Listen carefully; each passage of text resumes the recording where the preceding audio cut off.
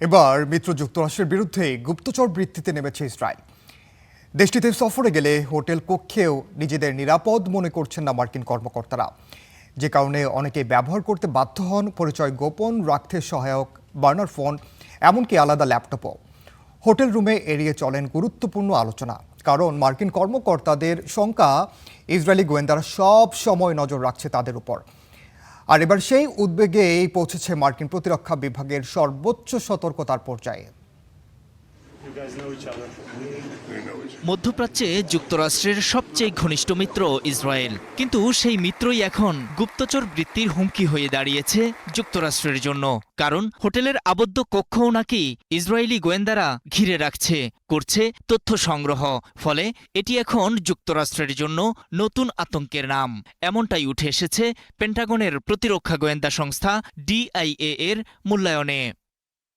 NBC নিউজের এক প্রতিবেদনে বলা হয়েছে, বিগত কয়েক সপ্তাহ ধরে ইসরায়েলের বিরুদ্ধে পাল্টা গোয়েন্দা সতর্কতা বাড়িয়েছে যুক্তরাষ্ট্র। মার্কিন কর্মকর্তাদের আশঙ্কা, ট্রাম্প প্রশাসনের অভ্যন্তরীণ সিদ্ধান্ত, বিশেষ করে ইরানকে ঘিরে নীতিগত আলোচনা সম্পর্কে তথ্য সংগ্রহে আরও আগ্রাসী হয়ে উঠেছে ইসরায়েল। বর্তমান ও মার্কিন কর্মকর্তাদের ভাষ্য অনুযায়ী ডিআইএর একটি অভ্যন্তরীণ মূল্যায়নে ইসরায়েলের মানব গোয়েন্দা ও প্রযুক্তি নির্ভর তথ্য সংগ্রহের সক্ষমতাকে ক্রিটিক্যাল বা সংকটজনক পর্যায়ে উল্লেখ করা হয়েছে। প্রশ্ন উঠেছে, মিত্র দেশের বিরুদ্ধে এমন নজরদারির প্রয়োজন কেন? তাহলে কি ইরান যুদ্ধ, লেবানন এবং আঞ্চলিক নিরাপত্তা ইস্যুতে ওয়াশিংটন ও তেল আবিবের অবস্থান ক্রমেই দূরে সরে যাচ্ছে? প্রতিবেদন বলছে, ইরানকে ঘিরে কূটনৈতিক সমাধান চাইলেও ইসরায়েল আরও কঠোর অবস্থানের পক্ষে। এই মতপার্থক্য থেকেই বেড়েছে অবিশ্বাস।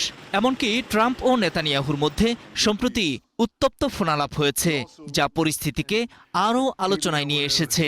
যে ফোনালাপে নেতানিয়াহুকে আস্ত পাগল বলে মন্তব্য করেছিলেন ট্রাম্প।